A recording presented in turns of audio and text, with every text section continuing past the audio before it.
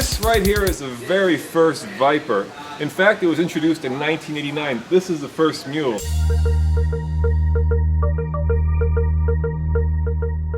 That's crazy because you can look at this car and you can draw a direct line all the way over to that car, which is the latest model. Yep. And you've been at the company the whole time. So did you ever think when you were designing this car that would eventually lead to a supercar with 640 horsepower? Back in 1989 when I was working on this thing, I thought this was going to be something that we'd do for a couple years and it would go away and that would be the end of it. I could have never dreamed that 22 years later, here I am still with these cars at 640 horsepower when we struggled to make 400 out of the same basic geometry back then. So it's been a heck of a career for me and a very rewarding career, and like I say, I never would have imagined.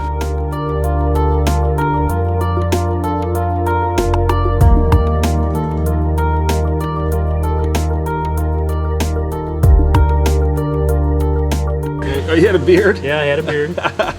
So that was right after we finished the car. You can see the date. Yeah. 1989 VMO1. That's crazy. Look at that. So that's the team without the names. These were a couple of cars over in Europe. This was swapping an engine out in Numac. Yeah. In one of the cars. This is a shot back in 1991 at the short lead press show for the car then. Was that Jay? I know. Yeah. Yeah. Was he with the car? Yeah. This is Zora Duntov. Yeah. Denise McCluggage, Yeah. Dan Gurney, Parnelli Jones, Matt Bucheski, James Garner, Shelby, Phil Hill, George Falmer, Sam Posey, Augie Paps, and Jerry Grant. And they all came to a dinner for the car at Phil Hill's shop in Santa Monica.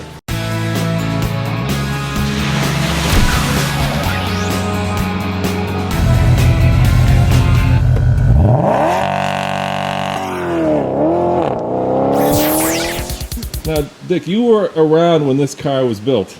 I was the development engineer at Team Viper when this car was built. I've got a bunch of pictures of me with more hair and a beard working on this car back in 1989, yep. It was made to sell the program, really, because it was Lutz's baby, and Iacocca hadn't really bought into the whole thing yet.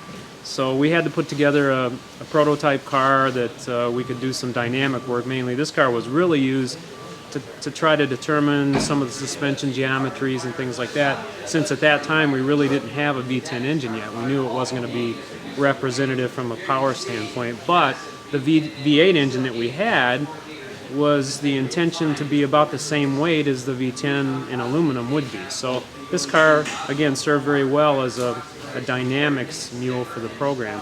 And then when it was completed, Bob Lutz took it out on Oakland Avenue in Highland Park and drove it around with Roy Schoberg, who was our chief engineer at the time, and said, yep, you guys get it, because this car really was what he had in mind for a throwback to the Chevy.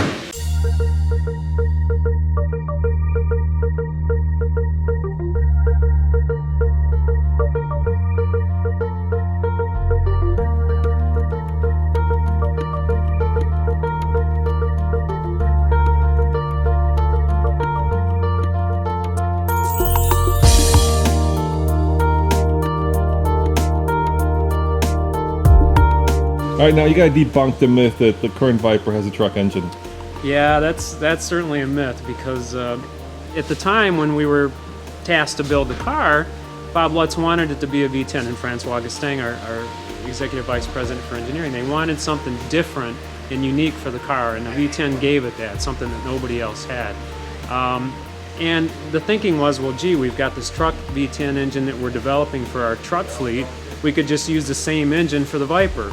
Well, you know, at first that sounds good, but that truck engine weighed around like 900 pounds. It was crazy really heavy, and it just wasn't a good fit for the car at all because of the weight. So we knew that we had to go out and get an aluminum version that was all aluminum, at least a couple 100 pounds lighter, and something that made more power as well, because the truck engine really wasn't designed for power, more for torque and so forth. So at the end of the day, really everything on the engine was changed. The bore centers were changed. The only thing really in common that it had with the truck V10 was the fact that it was a 90-degree V. And in retrospect, even if we'd had freedom to change that V angle, it probably really didn't make sense, because You stand up the V with a 72 degree to make it an even firing V10, and it gets taller. You can't get it under the hood.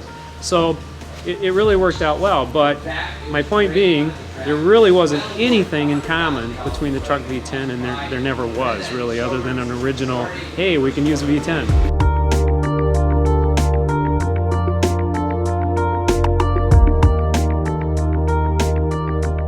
Now, how many of these did you sell? Do you remember the first year? The first year it was something like 220, So not a lot. like that. Very, very low volume, because we really didn't start building the things down in Numac in Detroit until I think it was around, well, it was right around Christmas, but it was a very slow ramp up and everything went fairly slow, so very low volume. And where did the name come from? Do you recall?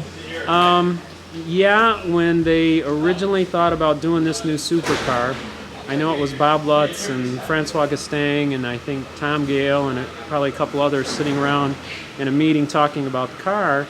And again, the idea was a throwback to the old Cobra. So I don't know who exactly it was. I was talking to Francois just the other day about this, as a matter of fact, and he said somebody came up with the idea, well, what about, actually I think it was Francois that came up with the idea. What about Viper? He said, well, in France we call poisonous snakes vipers, so what about Viper? And that's kind of how it stuck. That's how it got started. All right, so you've been working on it for 24 years, if I did my math right. Or maybe longer, probably, because Well, I this is started 89. in April of '89 on Yeah. Viper, so that's 23 years. 23 years. So what's your favorite part of the car? I mean, and Well- it's pretty much stuck. The engine, of course. I mean, the engine's the heart of the car. What else could there be? I tell everybody that the car is just some place to put my engine. That's all it is.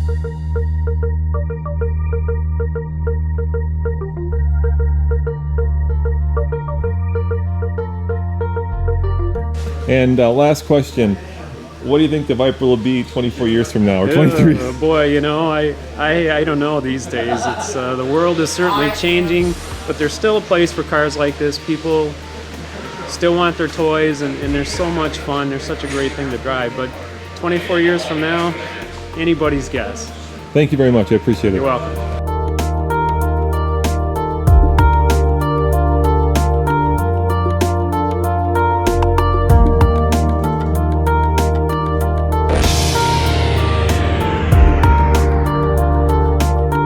That car kind of at a press or a management review. Yeah.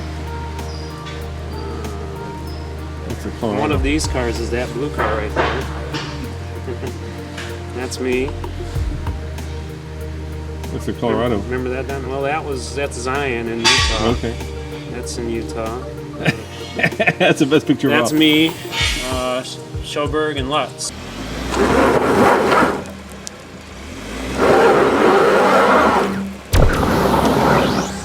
All right, the differential is locked. The heated steering wheel is not helping, and we are completely stuck. I'm gonna try a little bit of momentum, see if that gets us over it, but we're just at the start of this trail. I've already done this twice now because we've hit the bottom of this car. I'm gonna try it one more time, but I don't want to destroy this.